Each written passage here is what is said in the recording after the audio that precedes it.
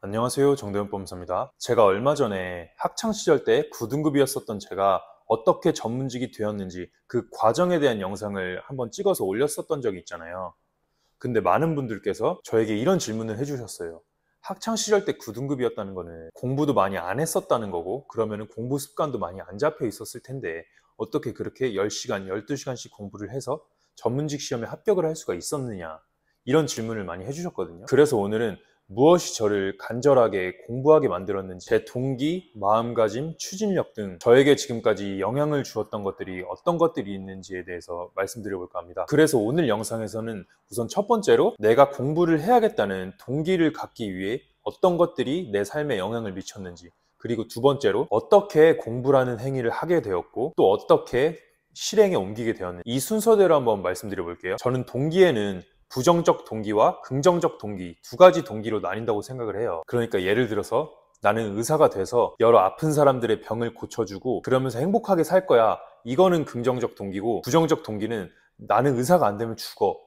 나는 이게 돼야만 해. 안 되면 나는 그냥 내 인생 끝나. 뭐 이런 것들이 저는 부정적 동기라고 생각을 하는데, 저는 부정적 동기로 제가 움직였다고 생각을 해요. 그래서 제 부정적 동기에 영향을 주었던 수많은 것들 중에 첫 번째는 바로 가난이었어요. 가난. 제가 가난했다고 뭐 바로 공부를 한 게 아니라 가난함으로 인해서 인생에서 비참했고 불편했던 그런 경험들이 계속 축적이 되었던 거죠. 제가 어렸을 때는 할머니랑 같이 살았었는데 할머니가 아픈데 돈이 없으니까 병원을 못 가요. 그렇다고 뭐 제가 돈이 많아가지고 할머니를 모시고 병원을 데려갈 수도 없고, 그러니까 옆에서 할머니가 죽어가는 모습을 그냥 지켜볼 수밖에 없는 거죠. 돈이 없으니까. 그래서 그때 느꼈죠. 아, 돈 없으면 죽어야 되는구나. 아무튼 제가 인생을 살면서 돈이 없었기 때문에 이런 비참함이나 이런 겪고 싶지 않은 경험들을 많이 겪었는데, 그런 것들을 제가 몇 시간 동안 말씀드리고 싶지는 않고, 이런 비참한 경험들이 제 부정적 동기를 형성하는데 기여를 조금 했다, 그렇게 생각을 해요. 자, 그리고 두 번째로 제 부정적 동기에 영향을 끼쳤던 요인은 사람들이 나를 무시하듯이 바라보는 그런 시선들과, 그리고 부당한 대우죠. 부당한 대우. 제가 다른 영상에서도 말씀드렸지만 저는 학창시절 때 9등급이었고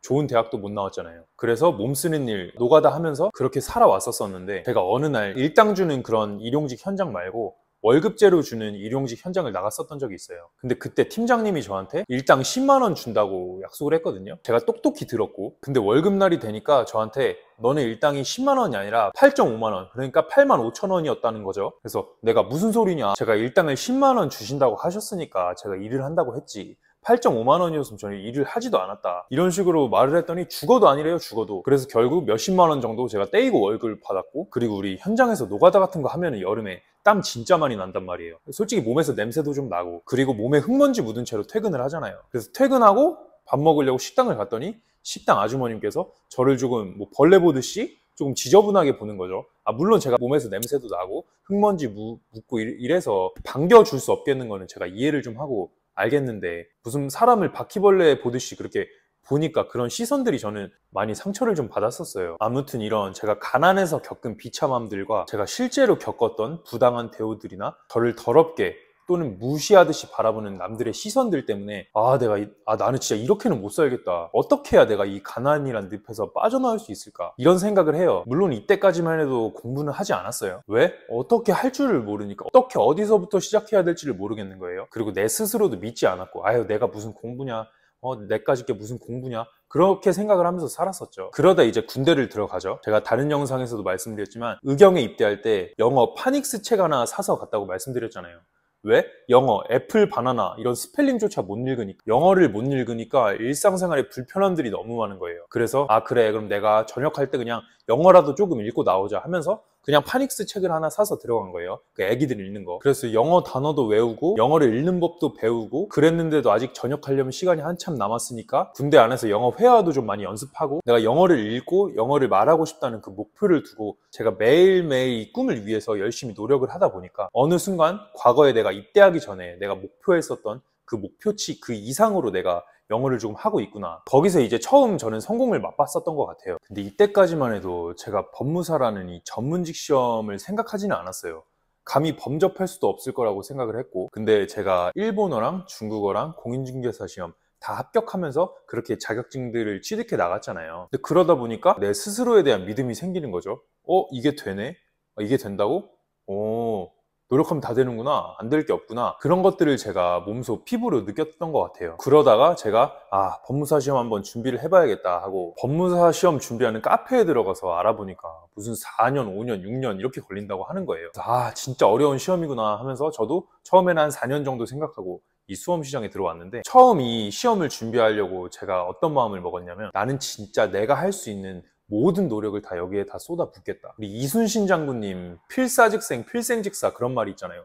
내가 살고자 하면 죽을 것이고 죽고자 하면 살 것이다. 저는 진짜 죽고자 하는 마음으로 공부를 했거든요. 그리고 우리는 지금 현재 자유민주주의에 살고 있잖아요. 내가 어떤 행동을 할지 말지 내가 선택할 수가 있단 말이에요. 즉 우리는 해야만 하는 행동, 그 의무사항과 내가 할지 말지 선택할 수 있는 그런 선택사항이 있는데, 저에게 이 법무사 공부는 내가 해야만 하는 거였어요. 해야만 하는 거, 내 의무사항. 그러니까 내가 해야만 하는 행동이라고 생각을 하니까 뭐 밥 먹는 것처럼 당연한 거고 내가 숨 쉬는 것처럼 당연한 게 되는 거예요, 이 공부라는 행위가. 그래서 저는 솔직히 공부하는 동안 뭐 힘들거나 그런 건 많이 없었거든요. 왜? 그냥 하는 거예요. 그냥 숨 쉬는 것처럼 그냥. 물론 저도 사람이니까 당연히 힘들고 내가 언제까지 해야 되나 그렇게 좀 우울하고 그럴 때가 있었죠. 근데 그럴 때도 저는 솔직히 이 공부를 누가 시켜서 내가 강제로 하는 것도 아니고 내가 원하는 분야, 내가 원하는 공부를 하는 건데 이 자체로 나는 행복한 거 아니냐, 그냥 그런 생각을 하니까 또 괜찮아지고 금방. 그러면서 저는 2년을 버텼었던 것 같아요. 그러니까 제가 드리고 싶은 말씀은, 우리 인간의 뇌는 항상 편안함을 추구하게 돼 있단 말이에요. 그래서 내가 공부를 하는 이 행위를 내가 선택사항, 내가 해도 되고 안 해도 그만이라는 그런 선택사항으로 내가 인식을 하고 공부를 하게 되면 뭐 잠깐 1, 2주 정도는 잘 할 수 있겠죠. 근데 뭐 공무원 시험이건 전문직 시험이건 수능이건 우리가 장기적으로 준비해야 되는 시험들이 있잖아요. 그러면은 한두 달 하고 이제 힘들어. 근데 이거는 내가 할지 말지 내가 선택할 수 있는 사항이니까 막 공부를 하다가 내가 막 힘들어. 그러면은 공부 시간을 줄여도 돼, 내가 이 시험을 포기해도 돼, 그런 정당한 이유를 본인 스스로 만들어서 자기 방어를 하게 돼 있단 말이에요, 사람. 그러니까 내가 심사숙고해서 어떤 시험을 내가 하기로 결정을 했으면 선택사항이 아니라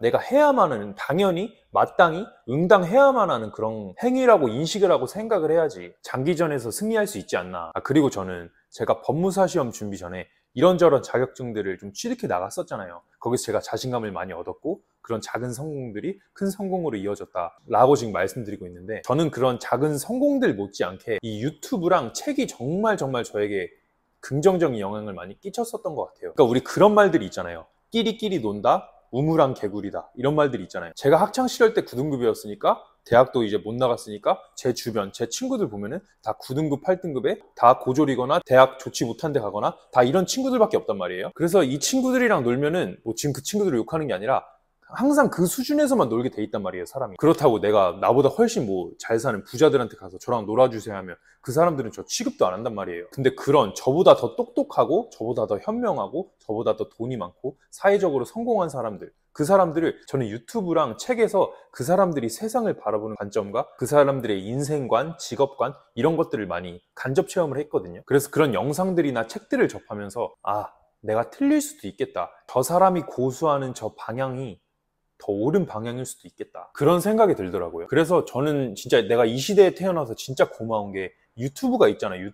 유튜브로 다 볼 수 있단 말이에요. 맨날 게임만 할 게 아니라 핸드폰으로 진짜 성공한 사람들, 똑똑한 사람들의 영상 찾아보면서 그 사람들이 해주는 말, 그런 거를 내가 듣고 내 사상, 내 정신을 개조시키는 거죠. 아무튼 말이 길어졌는데 정리를 하자면, 내 부정적 동기를 형성하는 데 영향을 준 요소들은 가난과 부당한 대우, 그리고 남들이 나를 무시하듯이 바라보는 그 시선이었다. 그리고 내가 어떻게 공부라는 행위를 직접 내가 실행에 옮기게 되었는지는, 영어를 읽지 못했던 내가 영어도 읽게 되고 말도 하게 되면서 일본어, 중국어, 공인중개사 등 각종 자격증을 취득하면서 그런 작은 성공을 통해서 나에 대한 믿음과 자신감이 생겼다. 그리고 노력을 하면 뭐든 다 이룰 수 있구나 라는 노력에 대한 믿음이 생겼다. 그래서 공부를 통해서 가난이라는 대를 정말 끊고 싶었고, 그런 남들의 무시받는 그런 시선과 비참한 경험들을 하지 않고 싶었기 때문에 지속적으로 내가 공부를 할 수 있었다. 그리고 공부를 할 때 선택사항이 아닌